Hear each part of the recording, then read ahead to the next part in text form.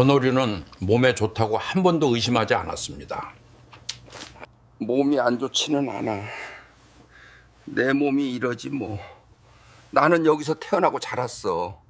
검사 결과를 보면 현재 콩팥 기총이 5%밖에 남지 않았습니다. 이렇게까지 늦어버릴까? 최근에 계단을 몇 계단만 올라가도 숨을 고르기 위해 잠시 멈춰서야 했던 적이 있지 않으신가요? 밤에 몹시 피곤한 상태로 누웠는데도 다리가 계속 무겁게 느껴져서 이쪽 저쪽으로 뒤척이기만 하고 좀처럼 깊이 잠들지 못한 적은 없으신가요? 또는 잠깐 쪼그리고 앉아 있다가 일어설 때 몸이 몇 초간 휘청거려서 무의식 중에 벽이나 책상 모서리를 짚은 적은 없으신가요? 만약 이 질문들 중 하나라도 떠올리며 마음속으로 이게 바로 내 얘기인데 라는 생각이 스쳤다면 저는 이 이야기를 부디 가볍게 넘기지 않으셨으면 합니다. 어디가 아픈 건 아닌데 몸이 전반적으로 무겁습니다. 어떻게 설명해야 할지 잘 못 누겠어요. 제가 그동안 만나온 많은 고령자분들은 대부분 아주 비슷한 느낌에서 이야기를 시작했습니다. 극심한 통증이 있는 것도 아니고 열이 나는 것도 아니며 당장 병원에 가야 할 만큼 뚜렷한 증상이 있는 것도 아니었습니다. 그래서 그분들 대부분은 스스로에게 그냥 나이가 들어서 그런 거겠지라고 말하곤 했습니다. 하지만 최근 한국의 의료 통계를 보면 60살이 넘은 사람 10명 가운데 적어도 1명은 정도의 차이는 있지만 이미 신장 기능 저하의 징후를 보이고 있는 것으로 나타나고 있습니다. 알러르기도 아는데 밤만 되면 피부가 건조하고 가렵습니다. 심하진 않지만 계속 신경이 쓰여요. 더 걱정스러운 점은 그들 대부분이 이러한 변화를 전혀 인지하지 못하고 있다는 사실입니다. 다행한 소식은 이 상태를 조기에 발견하고 올바르게 조절한다면 그 진행 속도를 크게 늦출 수 있고 경우에 따라서는 오랜 기간 안정적으로 유지하는 것도 가능하다는 점입니다. 저는 김현우입니다. 지난 30여 년 동안 내과 분야에서 일해왔으며 제 환자들 대부분은 이미 60을 넘긴 분들입니다. 아침마다 속이 조금 메스껍습니다. 심하진 않지만 계속 반복돼서 신경이 쓰여요. 제가 늘 솔직하게 말씀드리는 한 가지가 있습니다. 듣기 편한 이야기는 아닐지 모르지만 신장은 우리 몸에서 가장 조용한 장기입니다. 신장은 불평하지도 않고 아프다고 소리치지도 않으며 요란하게 경고 신호를 보내지도 않습니다. 그저 충분한 힘이 남아 있을 때까지 묵묵히 제 역할을 수행할 뿐입니다. 그리고 사람들이 이상을 알아차렸을 때는 대부분 스스로 생각했던 것보다 이미 더 늦은 경우가 많습니다. 아들이 한번 검사 받아보라고 해서 왔을 뿐이에요. 저는 괜찮다고 생각합니다. 그분은 단정한 차림에 자신감 있는 눈빛, 그리고 매우 편안한 미소를 지은 채 진료실로 들어오셨습니다. 본인은 전혀 불편한 곳이 없고 아들의 권유로 정기검진을 받으러 왔을 뿐이라고 말씀하셨습니다. 매일같이 새벽에 일어나 등산을 하고 담배는 피우지 않으며 술도 거의 마시지 않는다고 하셨습니다. 식습관에 대해 묻자 그는 웃으며 몇 년 전부터 건강에 특히 신경을 쓰고 있고 혈관과 노년 건강에 좋다는 말을 듣고 견과류를 꾸준히 먹고 있다고 이야기했습니다. 예전보다 눈이 금방 피로해지고 조금만 봐도 시야가 흐려집니다. 처음에는 아침에 일어났을 때 눈꺼풀이 약간 붓는 정도였지만 세안하고 나면 금세 가라앉아서 대수롭지 않게 여겼습니다. 저녁이 되면 양말을 신을 때 조금 조이는 느낌이 들고 발목에 남은 자국이 예전보다 늦게 사라졌지만 그는 그것을 하루 동안 오래 서 있었기 때문이라고 생각했습니다. 통증도 없었고 쉬어야 할 만큼 피곤하지도 않았기 때문에 자신의 몸에 문제가 생기고 있다는 생각은 전혀 하지 못했습니다. 이 수치가 생각보다 많이 넘어갔군요. 그는 목이 메인 목소리로 저를 바라보며 평생 동안 스스로 매우 건강하게 살아왔다고 믿어왔는데 왜 이런 상태가 되었느냐고 물었습니다. 그 질문은 단순한 궁금증이 아니라 모든 것을 올바르게 해왔다고 생각했던 한 사람이 예상하지 못한 결과를 마주했을 때 느끼는 혼란이었습니다. 저는 그분께 많은 고령자분들 역시 똑같은 상황에 놓여 있지만 다만 아직 검사를 받지 않았을 뿐이라고 말씀드렸습니다. 일어날 때마다 갑자기 어지럽습니다. 저는 신장이 우리 몸에서 묵묵히 작동하는 하나의 필터와 같다고 설명했습니다. 젊을 때 이 필터는 매우 강력해서 우리가 섭취하는 거의 모든 것을 잘 처리해냅니다. 하지만 시간이 지나면서 그 능력은 점점 떨어지게 됩니다. 문제는 신장이 그 사실을 우리에게 알려주지 않는다는 점입니다. 신장은 여전히 일을 하고 있습니다. 다만 속도가 느려지고 효율이 예전보다 떨어졌을 뿐입니다. 그런데도 그 시기에 우리가 이전과 같은 식습관을 계속 유지하거나 텔레비전에서 들은 일반적인 조언을 무조건적으로 믿는다면 신장은 자신이 감당할 수 있는 한계를 넘어서는 부담을 떠안게 됩니다. 요즘은 이유도 모르겠는데 같이 짜증이 나고 기분이 계속 무겁습니다. 최정호 어르신은 제 설명을 조용히 들으며 계속 고개를 끄덕이셨습니다. 그분은 그동안 좋다고 믿어왔던 것들이 오히려 신장에 부담이 될 수 있다는 생각을 한 번도 해본 적이 없다고 말씀하셨습니다. 저는 이 일이 결코 어르신의 잘못이 아니라고 말씀드렸습니다. 많은 건강 정보들이 장점만 강조할 뿐 어떤 조건에서 적용해야 하는지는 분명히 설명하지 않기 때문입니다. 특히 고령자에게는 몸이 젊었을 때와 같은 방식으로 반응하지 않으며 그 변화의 영향을 가장 먼저 받는 장기가 바로 신장입니다. 결과는 괜찮습니다만 이 수치는 조금만 높다고 하셨는데 몸은 예전이랑 확실히 다릅니다. 저는 또한 솔직하게 말씀드렸습니다. 변화를 주지 않는다면 이 기능 저하는 매우 느리지만 분명하게 계속 진행될 것이라고요. 하지만 상황을 정확히 이해하고 제때 조절한다면 신장은 앞으로도 여러 해 동안 비교적 안정적으로 기능을 유지할 수 있습니다.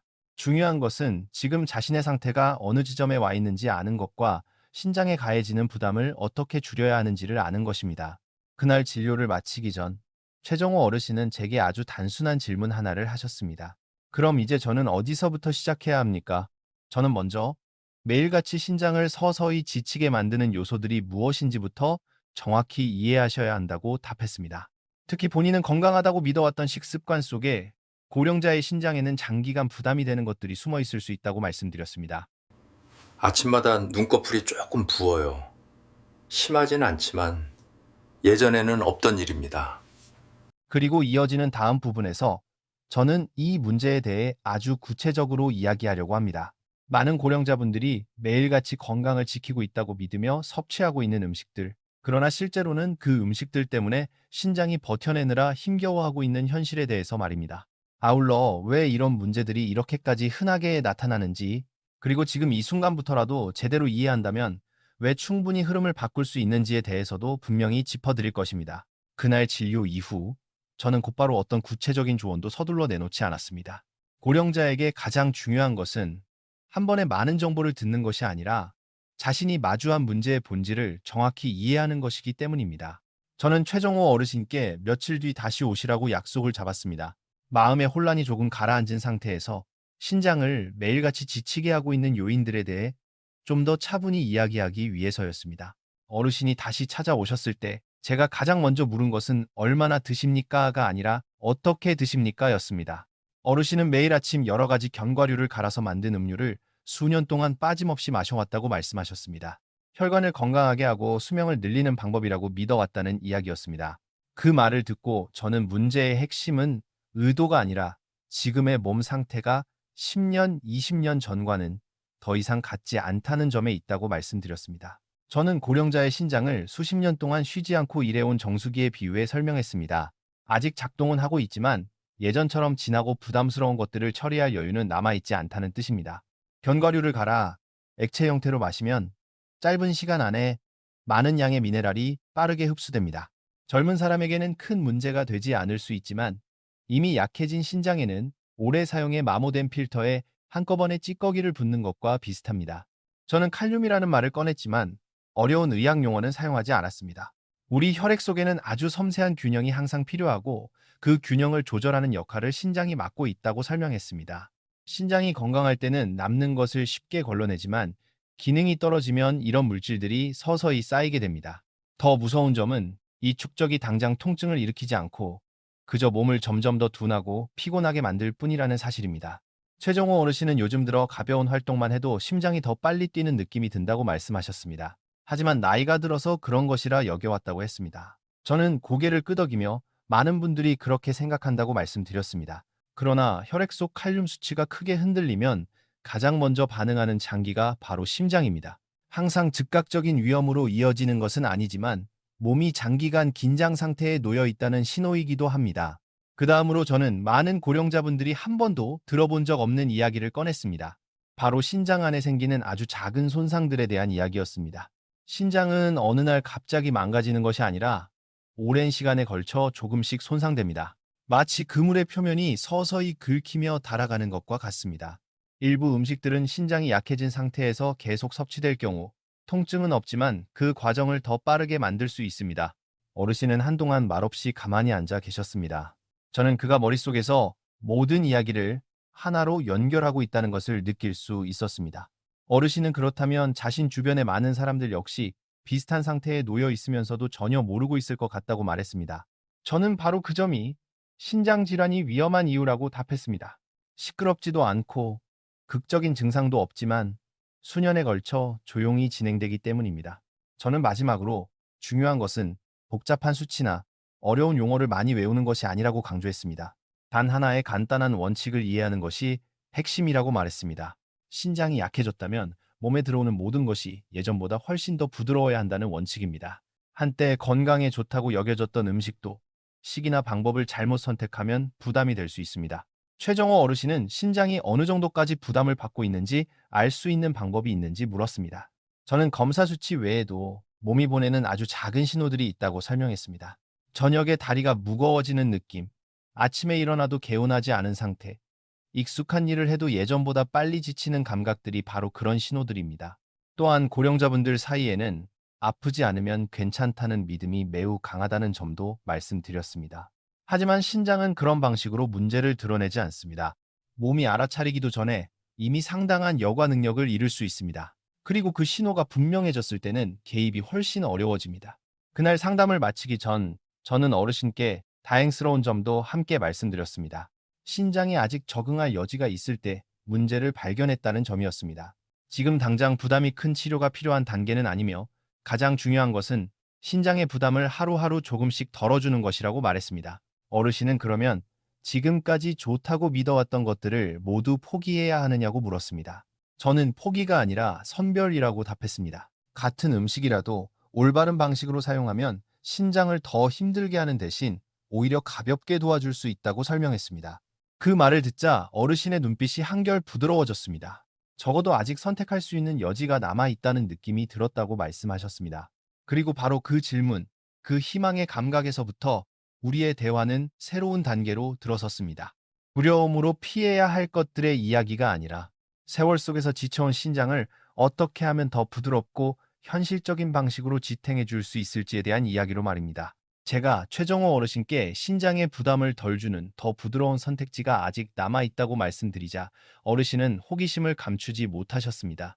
앞으로는 몇 끼니마다 긴장하며 하나하나 재고 따져가며 먹어야 하는 것이냐고 물으셨습니다. 저는 고개를 저으며 노년의 신장 관리란 두려움 속에서 사는 것이 아니라 불필요한 것들을 하나씩 덜어내는 법을 배우는 것이라고 말씀드렸습니다. 부담이 줄어들면 몸은 스스로 훨씬 더 잘 균형을 맞추게 됩니다. 저는 고령자의 신장은 많이 필요한 것이 아니라 알맞게 필요한 것이라고 설명했습니다. 어떤 음식들은 적절한 양으로 섭취하면 신장의 압박을 줄여주고 그 덕분에 남아있는 기능이 더 효율적으로 사용될 수 있습니다. 이는 오래된 방에서 불필요한 짐을 조금씩 치우는 것과 같다고 비유했습니다. 방이 새로워지는 것은 아니지만 그 안에서 움직이기는 훨씬 수월해지는 것처럼 말입니다. 저는 먼저 영양 구조가 비교적 가벼운 견과류에 대해 이야기하기 시작했습니다. 모든 견과류가 같은 것은 아니라고 말씀드렸습니다.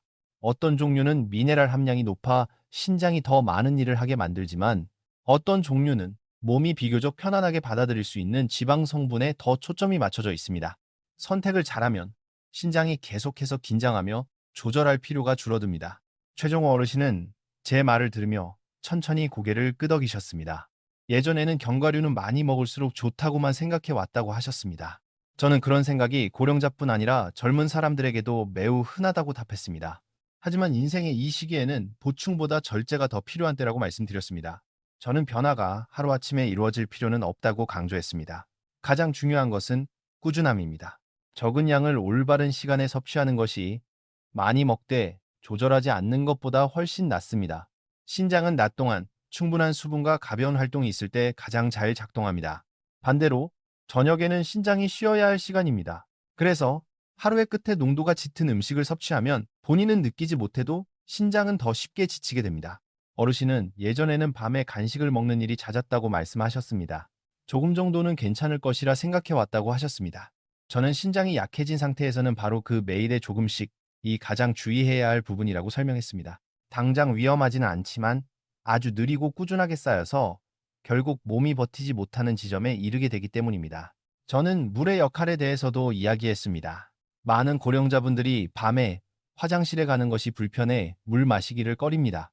그 마음은 충분히 이해할 수 있습니다. 하지만 수분 섭취가 부족하면 신장은 마치 윤활유가 부족한 기계처럼 건조한 환경에서 일을 해야 합니다.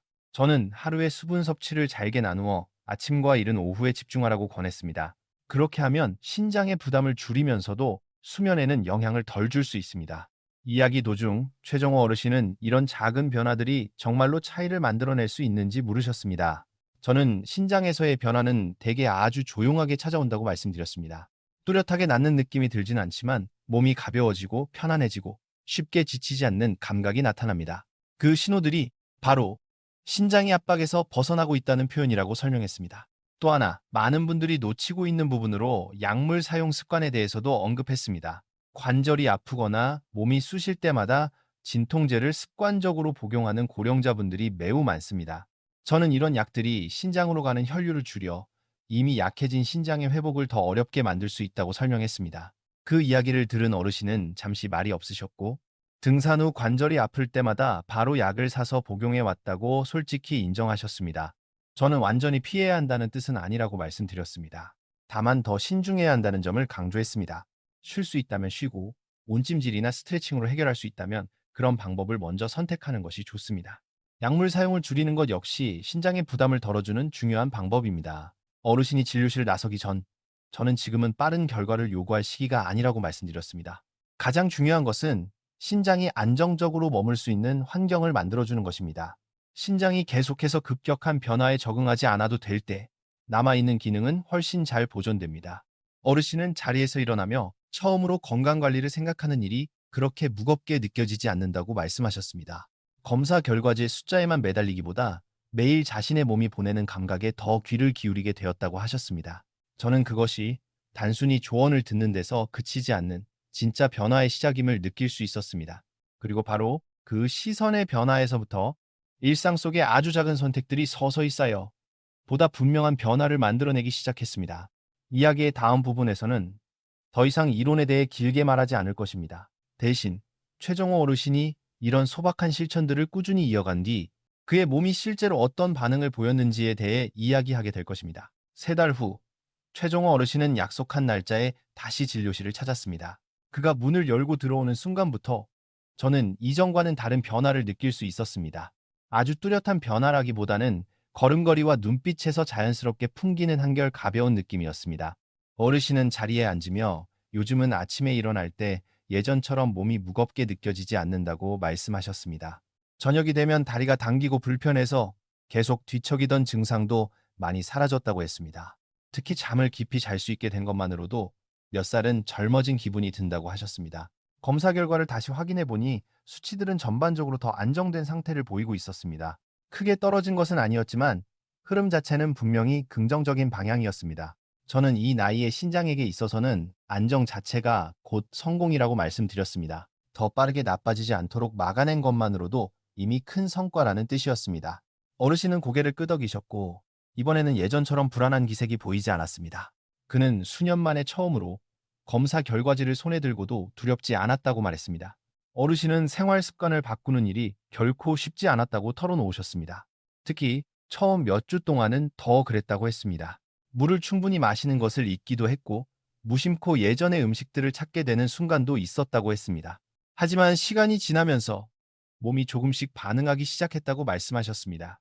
예전처럼 무리하기 전에 스스로 멈출 줄 알게 되었고 피로가 쌓이기 전에 쉬는 법을 배우게 되었으며 모든 것을 예전과 똑같이 해내야 한다는 생각에서도 벗어났다고 했습니다. 저는 어르신께 신장관리란 젊었을 때처럼 살기 위해 애쓰는 것이 아니라 지금의 몸 상태에 맞게 살아가는 법을 배우는 것이라고 말씀드렸습니다. 자신의 한계를 이해하고 그것을 존중할 때 몸은 오히려 더 오래, 더 안정적으로 버텨준다고 설명했습니다. 진료를 마치고 돌아가기 전 최정호 어르신은 한동안 깊게 허리를 숙여 인사를 하셨습니다. 그리고 자신이 얻은 가장 큰 것은 수치의 변화가 아니라 앞으로의 세월에 대해 마음이 한결 편안해졌다는 감각이라고 말씀하셨습니다. 어르신의 뒷모습이 복도 끝으로 사라지는 것을 바라보며 저는 또 다른 수많은 고령자분들을 떠올렸습니다. 만약 그분들도 조금만 더 일찍 신장에는 무리한 노력보다 부드러운 배려가 필요하다는 사실을 알았더라면 그들의 노년은 불필요한 걱정을 훨씬 덜어낼 수 있었을지도 모른다는 생각이 들었습니다.